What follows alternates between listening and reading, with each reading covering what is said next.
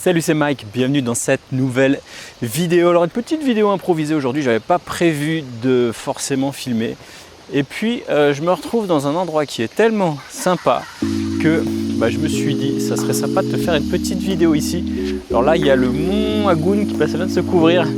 C'est le volcan de Bali. Je suis un petit peu en montée, je suis en train de m'essouffler. Alors aujourd'hui, je voudrais te parler de quelque chose. Je voudrais répondre à une question, à certaines questions que j'ai reçues là récemment à propos de mes missions freelance du moment. C'est parti.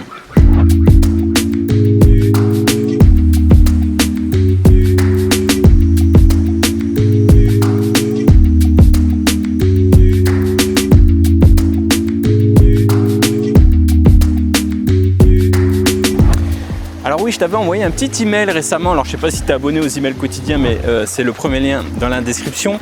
Je t'avais envoyé un petit email où je te disais que j'allais répondre à tes questions dans un prochain podcast. Alors l'idée c'était quoi? C'était de m'envoyer en gros tes questions au format audio.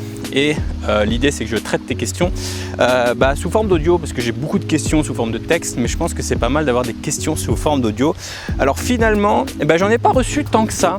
Je reçois énormément de questions par texte et je me suis dit ça peut être une bonne idée de faire ça en audio. Et j'en ai reçu très peu, j'ai dû en recevoir moins d'une dizaine, et des questions que j'avais déjà traitées un bon nombre de fois. Mais j'ai quand même reçu une question de Romain et je vais essayer de répondre à cette question aujourd'hui. Alors il a de la chance puisque je ne vais pas y répondre dans un simple podcast, je vais y répondre dans une petite vidéo. Alors la question de Romain en audio, c'est la suivante. Hello Mike, comment fais-tu pour trouver des missions de qualité tout au long de l'année? Alors il y a pas mal de manières de trouver des missions de qualité en ce moment à Bali. Alors ce que je vais te dire, les conseils que je vais te donner, ça s'applique à moi parce que c'est une question qui m'est posée personnellement. Bien évidemment c'est différent en fonction de ton nombre d'années d'expérience, etc. Moi ça fait plus de 10 ans que je suis développeur, presque plus de 10 ans aussi que je suis en freelance, enfin, peut-être pas 10 ans mais pas loin des 10 ans maintenant que je suis en freelance. Donc ce que je vais te dire dans cette vidéo, ça s'applique à moi-même. Et si toi tu viens tout juste de te lancer, c'est peut-être pas les bons types de conseils. Enfin ça va dépendre en fait de tout un tas de paramètres. Attends, je sais pas si tu vois là derrière, ce coin est juste ouf. Alors comment faire pour trouver des missions de qualité? Alors un des premiers points importants pour trouver des missions de qualité, le truc qui va te passer par la tête, c'est peut-être de te positionner sur des plateformes. Et c'est quelque chose qui fonctionne très très bien. Je veux dire, si tu es bien positionné sur des plateformes de freelance, ça va te permettre de trouver tout un tas de missions. Bien évidemment, si tu es bien formé, si tu as un bon profil, etc. etc. Mais c'est pas comme ça que je trouve mes missions en ce moment en freelance. Moi, je passe plutôt par mon réseau, on va dire, personnel. Alors, il y avait une petite punchline de... Oula, je suis chez des gens ici. Il y avait une petite punchline de je sais plus quel rappeur. Oula, je vais me faire agresser. Agression. Voilà, on va continuer cette petite vidéo un peu plus loin. Qu'est-ce que je disais? Oui, je disais j'aime bien cette punchline d'un rappeur, je crois que s'appelle Dossé, qui disait le réseau c'est plus précieux que l'oseille. Et je pense qu'il n'a pas tort finalement de se dire que le réseau c'est plus précieux que l'oseille. Pourquoi? Parce que c'est hyper important d'avoir un réseau, pas forcément, enfin un réseau d'amis, un réseau dans le business, un réseau dans tout un tas d'activités. Et justement, si tu es freelance, si tu es développeur freelance, je pense que c'est une des choses les plus importantes d'avoir un réseau. Je pense que tu as pas mal de développeurs, surtout quand on débute. On se dit voilà, j'ai mes compétences techniques, c'est bon, je vais me mettre sur les plateformes de freelance et voilà, ça va rouler tout simplement. Mais moi ce que je voulais dire dans cette petite vidéo, c'est que la plupart de mes missions passent beaucoup en fait par mon réseau personnel. Alors mon réseau ça peut être qui? Ça peut être je sais pas, des anciens commerciaux des SS2I ou des ESN avec qui tu as bossé, ça peut être des anciens collègues avec qui tu as bossé, ça peut être je sais pas, enfin c'est tout un tas, c'est tout le monde en fait qui gravite autour de tes missions freelance. Alors bien évidemment quand tu démarres, tu n'as pas beaucoup de réseau, ton réseau est tout petit, mais l'idée c'est que dès le départ en fait tu essaies de te construire un réseau, que tu entretiennes des bonnes relations. D'ailleurs dans ma formation, dans mon programme Le Système Freelance, il y a tout un chapitre dédié à comment construire son réseau, parce que c'est tout simplement quelque chose de primordial quand tu veux te construire une vraie carrière de freelance. Donc Comment je fais moi pour trouver mes missions en freelance? Pour répondre à la question de Romain, je passe tout simplement par mon réseau. Et je vais répondre aussi à une deuxième question, une question aussi qui vient souvent avec ce type de question, c'est est-ce que je suis toujours freelance à Bali? Qu'est-ce que je fais de mes journées à Bali? Est-ce que je suis 100% freelance ou est-ce que je fais des formations sur YouTube, etc., etc. Alors je vais essayer de répondre à cette question. Alors la première chose qu'il faut savoir, j'ai mes lunettes, elles sont tordues. La première chose qu'il faut savoir, c'est que, alors moi je suis développeur depuis un bon nombre d'années. Et moi, ce qui m'anime le plus en ce moment, c'est bien évidemment, c'est pas de me retrouver à développer sur des missions, etc. avec des clients, des choses que j'ai déjà fait pendant de nombreuses années. Moi, ce qui me fait vraiment kiffer en ce moment, c'est vraiment de créer des formations, de transmettre tout ça aux gens, de transmettre le fait qu'on peut devenir développeur sans forcément avoir de gros diplômes. On peut se construire une carrière de freelance et partir vivre peut-être à Bali comme ici, comme je suis en train de le faire, et puis avoir des clients. Je veux dire, c'est quelque chose. Si tu vas à Bali ou si tu vas dans de nombreux pays, il y a énormément de devs qui font ça. Et ça, c'est tout à fait possible et tu n'as pas besoin de diplôme. Puis si tu as des diplômes, c'est tant mieux. Et moi, c'est ce que je veux transmettre. C'est ma priorité du moment. Ma priorité du moment, c'est de transmettre aux gens via ma chaîne YouTube, via mes formations, que c'est un mode de vie qui peut plaire, qui peut être accessible, je veux dire, à un bon nombre de gens. Je veux dire, moi je suis passé par là, pendant longtemps je me suis dit mais ça doit être compliqué, ça doit être galère, c'est pas pour moi, etc. Et en fait je me suis rendu compte que c'était tout à fait accessible. Donc c'est ma priorité du moment, c'est de transmettre ça en fait via ma chaîne YouTube, via mes podcasts, via mes formations, etc. C'est de transmettre qu'on peut apprendre à coder, ensuite on peut devenir freelance, et ensuite si tu as envie de voyager, être nomade, etc. c'est tout à fait possible, même si en ce moment c'est le confinement et c'est un petit peu galère. Donc ça, c'est ma priorité du moment, je suis focus là-dessus. Après, pour répondre à la question, à la sous-question de la question, c'est est-ce que je suis toujours freelance à Bali? Bien sûr que je suis toujours freelance à Bali, sauf que comme c'est plus ma priorité, je fais uniquement des missions, les missions qui me plaisent en fait, les missions les plus sympas. Je veux dire, je vais pas faire, par exemple, prendre les missions, développer les écrans d'une application, etc., etc. Le truc que j'ai fait 1 million de fois, tu vois. Tu prends ton application React, tu fais tes écrans, tu fais tes appels d'API, tes appels GraphQL ou autres, et tu développes ça. Je veux dire, ça c'est génial, hein. Je veux dire, c'est un bon métier, c'est quelque chose qui est voilà, que je t'encourage à faire. Sauf que je l'ai fait 1 million de fois. J'apprends à comment faire ça dans des bootcamps, des formations, etc. Donc c'est quelque chose que j'ai tellement fait un bon nombre de fois que je me vois mal faire ce type de mission là. Donc pour reprendre, moi je suis focus sur apporter de la valeur aux personnes qui me suivent, à créer des bootcamps par exemple. Le bootcamp à Bali, moi c'est quelque chose que j'ai kiffé. D'ailleurs, petite nouvelle, Evan va passer probablement bientôt dans une de mes vidéos. Pourquoi? Parce qu'il a trouvé un CDI là récemment, et quel kiff de créer des formations, de créer des bootcamps. Il y a des gens qui viennent à Bali coder et derrière ils trouvent du boulot, des CDI, etc. Mais voilà, ça c'est mon kiff du moment. Et pour revenir encore une fois aux missions, je ne fais que des missions vraiment qui m'intéressent et des missions où je ne suis pas pris à temps plein. Alors pour répondre à la question principale de Romain qui était comment tu trouves tes missions ici à Bali, je les trouve via mon réseau, et je peux te parler par exemple d'une mission que je fais actuellement. Alors attention, je ne sais pas si je vais me refaire manger, attaquer par les chiens, j'espère pas. Mais pour répondre, attends, la ferme un peu mon pote, il va m'attaquer. Ouais, alors je disais pour répondre à la question de mes missions à Bali, alors je peux te donner un exemple de mission que je suis en train de faire en ce moment. Faut savoir que je recale 90% des missions. Pourquoi? Parce que souvent c'est des missions de temps plein, c'est des missions qui ne m'intéressent pas forcément. Et ce que je fais que des missions en fait qui sont sur 1 ou 2 journées, tu vois, dans la semaine, 3-4 journées comme ça, tu vois, dans le mois, pour pas que ça me défocus de mes activités principales. Et pour être sur des missions vraiment qui m'intéressent. Je vais te donner un exemple de mission sur laquelle je suis en ce moment. C'est vraiment une mission où c'est pas du dev, hein, c'est limite du consulting, de l'architecture, d'applications, etc. Typiquement là, j'ai une start-up qui a levé des fonds, machin, tout ça. Ils ont leur idée de business, tout est prêt, ils ont les fonds, ils ont tout ce qu'il faut. Ils vont embaucher 5 développeurs là. Ils sont prêts à partir sur leur projet avec 5 développeurs. Le problème, c'est que ils n'ont pas encore d'architecture qui est en place. Là, ils ne savent pas qu'est-ce qu'ils vont faire. Ils ne vont pas prendre des développeurs et gaspiller 500 € de TJM avec 5 développeurs, 2500 € par jour, tu vois, sans que ça soit rentable et efficace.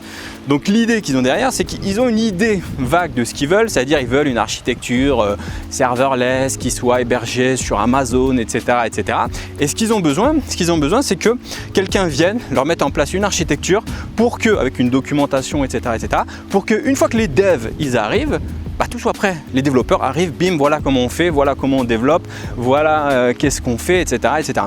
Donc c'est mon boulot en ce moment. Tu vois, je suis sur tu vois, une journée ou deux dans la semaine, ça va dépendre en fait en fonction des besoins. Et typiquement mon boulot c'est ça. Ça veut dire que pour rentrer un peu dans les détails techniques, si ça t'intéresse, typiquement ils veulent que tout passe par Amazon. Ils veulent que leur utilisateurs soient gérés avec un service qui s'appelle Cognito sur Amazon, je ne sais pas si tu connais. Ils veulent que ça soit du GraphQL serverless avec App5. Je ne sais pas si tu connais, mais enfin bref, voilà, c'est une technologie qui permet de générer des API en GraphQL, etc. Avec App5. Ils veulent que ça soit géré avec Amplify, encore une autre technologie sur Amazon. Bref, ils veulent que tout passe par Amazon, sauf qu'ils n'ont pas le temps de se faire chier avec ça. Enfin, c'est pas ils n'ont pas de CTO en fait, vraiment à l'heure actuelle, tu vois. Ils ont dans les grandes lignes, ils savent ce qu'ils veulent, mais ils n'ont pas le détail technique. Donc mon boulot en fait, c'est d'intervenir sur ce projet et de mettre en place toute cette architecture dans le but que, tu vois, que les devs ils arrivent, et bien ils aient tout en place. Donc bien sûr, je vais coder. Ils m'ont dit, voilà, code quelques écrans, montrer un peu l'interaction, comment t'appelles les services, etc. Mais je ne vais pas développer l'application, je ne suis pas développeur front-end sur cette partie-là. Donc voilà un peu le type de mission que je fais en ce moment. J'en fais très peu finalement, mais c'est des missions moi qui me font kiffer, tu vois, parce que mettre ce genre d'architecture en place, ça fait kiffer, et c'est des missions pour le coup qui sont à un TJM très élevé. Je veux dire, je suis autour par exemple des 900 € la journée sur ce type de mission. Et je le fais même pas à la limite pour l'argent, puisque c'est toujours bien d'avoir 900 € de TJM, mais si tu regardes sur, je sais pas, sur un mois, ça va me faire peut-être, tu vois, 2-3 000 €. Enfin, dans ces eaux-là, c'est pas ça qui fait vivre, je veux dire, c'est pas le gros de mon activité, tu vois. Mais voilà, c'est des missions qui me font tout simplement kiffer. Alors, tu vas peut-être te dire, est-ce que tu as déjà des connaissances là-dedans sur ce type de technologie? Eh bien, finalement, pas tant que ça en fait. Tu vois, pas tant que ça. Bien sûr, je connais Amazon, j'ai déjà eu des services dessus, j'ai déjà hébergé ma startup dessus, etc., etc. Donc, j'ai des connaissances basiques. Et quand on m'a embauché, on m'a demandé, est-ce que tu as déjà mis en place ce type d'application avec Amplify, Amazon, App5, etc., Cognito, etc. Je leur ai dit que j'avais déjà bossé sur ce type de projet. Et c'est vrai que j'ai déjà bossé sur ce type de projet, mais je n'ai pas vraiment mis en place ce truc-là. Et c'est là que je voulais en venir aussi à une chose importante, c'est que quand tu démarres en fait en tant que développeur freelance, je pense que, et c'est normal, hein, t'inquiète pas, c'est tout à fait normal, tu es concentré sur tes compétences techniques du moment, qu'est-ce que tu sais faire précisément. Je donne un exemple. Tu sais utiliser Firebase, voilà, tu as acquis cette compétence et pour toi, voilà, c'est figé, c'est peut-être, voilà, tu vas vendre cette compétence-là.